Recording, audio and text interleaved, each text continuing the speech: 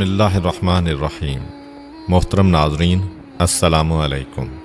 ایک مرتبہ حضرت عیسیٰ بن مریم علیہ السلام کسی پہاڑ کی چوٹی سے گزر رہے تھے۔ اس وقت ابلیس ان کے پاس آیا اور اس نے ان سے کہا، روح اللہ، یہ بتاؤ کیا تمہارا خدا اس بات پر قادر ہے کہ اگر تم اس چوٹی سے نیچے گرو تو وہ تمہیں بچا سکتا ہے؟ حضرت عیسیٰ علیہ السلام نے کہا، جی ہاں، میرے رب کو یہ قدرت حاصل ہے۔ ابلیس نے کہا، یہ بات حق ہے اور آپ اپنے اس دعویٰ میں سچے ہیں تو آپ اپنے آپ کو اس پہاڑ کی چوٹی سے گرا دیں، میں دیکھتا ہوں کہ آپ کا رب آپ کو مرنے سے کیسے بچاتا ہے۔ حضرت عیسیٰ علیہ السلام نے محسوس کیا کہ شیطان لعین انہیں ناجائز وسوسہ میں مبتلا کرنا چاہتا ہے۔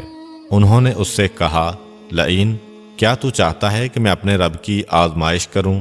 یہ علیحدہ بات ہے کہ مجھے اس بات کا یقین ہے کہ میرا خدا میری حفاظت کرے گا۔ اللہ کا ہر فرمان برحق ہے اور ہمیں اس میں شک کرنے کی کوئی گنجائش نہیں ہے، لیکن میں خدا کی آزمائش نہیں کرتا۔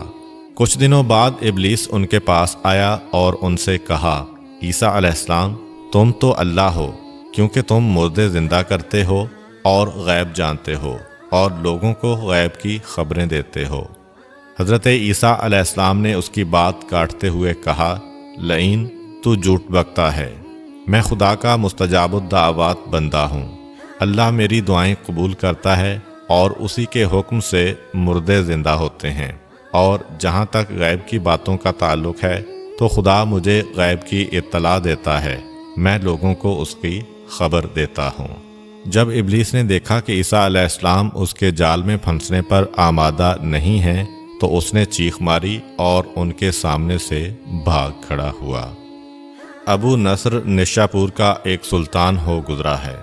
ایک مرتبہ وہ لاؤ لشکر سمیت اپنے دارالحکومت میں داخل ہو رہا تھا کہ ایک مکان سے قاری کی آواز نے اسے چونکا دیا۔ ابو نصر قرآن سننے کے لیے رک گیا۔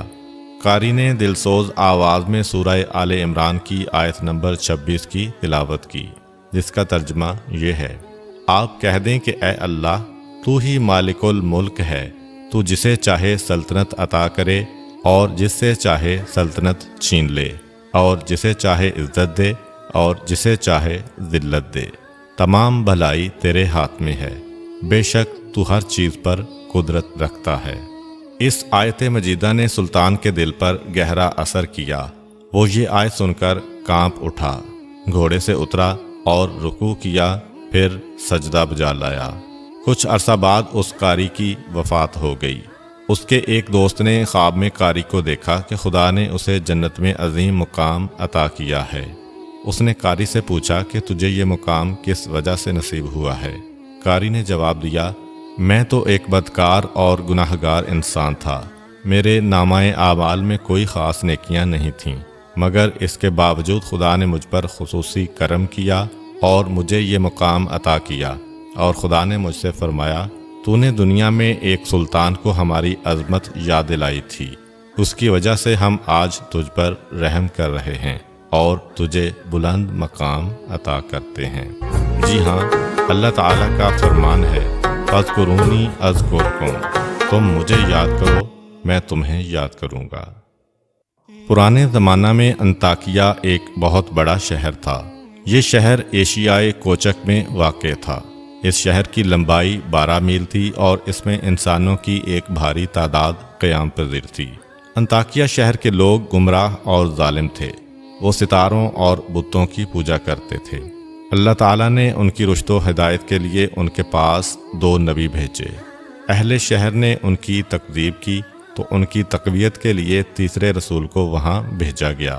چنانچہ تینوں انبیاء نے لوگوں کو خدا کے راستہ کی دعوت دی اور شہر کے گوشہ گوشہ میں انہوں نے تبلیغ دین کی، لوگوں کو توحید کی دعوت دی، معاد اور یوم قیامت سے آگاہ کیا اور انہیں عذاب خداوندی سے خبردار کیا۔ اہل شہر بڑے بدبخت تھے۔ 3 انبیاء کی مشترکہ تبلیغی کوششوں کا ان پر کوئی خاص اثر نہ ہوا اور پورے شہر میں صرف 40 افراد نے ہی دعوت حق کو قبول کیا۔ شہر کے دوسرے لوگوں نے تینوں انبیاء اور ان کے پیروکاروں کو پکڑ کر انہیں سخت اذیتیں دیں اور ظلم کی انتہا یہ کی گئی کہ ان مظلوموں کی گردن میں سوراخ کر کے اس میں رسیاں ڈالی گئیں اور شہر کے ظالم لوگ رقص بسمل سے لطف اندوز ہوئے۔ اس شہر میں ایک مرد مومن رہتا تھا جس کا نام حبیب النجار تھا۔ وہ ان انبیاء پر ایمان لایا تھا، لیکن وہ اپنے ایمان کو مخفی رکھتا تھا۔ وہ شہر میں بڑھئی کا کام کرتا تھا۔ اسے جو مزدوری ملتی تھی وہ اس کو 2 حصوں میں تقسیم کرتا تھا۔ ایک حصہ اپنے اہل خانہ کو کھلاتا تھا اور دوسرا حصہ غرباء و مساکین میں تقسیم کرتا تھا۔ جب حبیب النجار کو اس ظلم کا پتہ چلا تو انہوں نے اپنی قوم کو تبلیغ کرتے ہوئے کہا، اے میری قوم، ان رسولوں کی پیروی کرو، ان کی اتباع کرو جو تم سے کوئی اجر نہیں مانگتے اور وہ راہ راست پر ہیں، اور میں کیوں نہ اس ذات کی بندگی کروں جس نے مجھے پیدا کیا ہے اور جس کی طرف تم سب کو پلٹ کر جانا ہے۔ کیا میں اس ذات کے علاوہ کسی کو معبود بناؤں؟ جبکہ اگر خدائے رحمان مجھے ضرر پہنچانے کا ارادہ کر لے تو ان کی شفاعت مجھے کوئی فائدہ نہیں دے سکتی اور نہ وہ مجھے چھڑا سکتے ہیں۔ تب تو میں صریح گمراہی میں مبتلا ہو جاؤں گا۔ میں تو تمہارے پروردگار پر ایمان لے آیا ہوں، لہٰذا میری بات سن لو۔ کیا میں اسے چھوڑ کر دوسرے معبود بنا لوں؟ حالانکہ اگر خدائے رحمان مجھے کوئی نقصان پہنچانا چاہے تو نہ ان کی شفاعت میرے کسی کام آ سکتی ہے اور نہ وہ مجھے چھڑا ہی سکتے ہیں۔ اگر میں ایسا کروں تو میں واضح گمراہی میں مبتلا ہو جاؤں گا۔ میں تمہارے رب پر ایمان لے آیا، تم بھی میری بات مان لو۔ لیکن ظالم لوگوں نے ان کی بات پر کان نہ دھرے اور ان کی نصیحت سن کر خواب غفلت سے بیدار نہ ہوئے، بلکہ ظالم درندے یکدم اس پر ٹوٹ پڑے اور بیچارے کو اتنا مارا کہ اس کی آنتیں باہر نکل آئیں۔ پھر اس کا گلا دبا کر قتل کر دیا اور لاشا کو ایک کنویں میں ڈال کر اس میں مٹی ڈال دی گئی اور وہ کنواں اس کا مدفن بن گیا۔ بعض روایات کے مطابق ظالموں نے اسے پکڑ کر آری سے 2 حصوں میں تقسیم کیا تھا۔ ایک اور روایت میں مذکور ہے کہ لوگوں نے اس کی گردن میں سوراخ کیا اور اس میں رسی ڈالی اور پھر اسے صلیب پر چڑھا دیا، جہاں اس کی موت واقع ہوئی۔ حبیب النجار کو موت سے قبل انبیاء دکھائی دیے تو اس نے یہ آخری الفاظ کہے، میں تمہارے رب پر ایمان لایا ہوں، میرے گواہ رہنا۔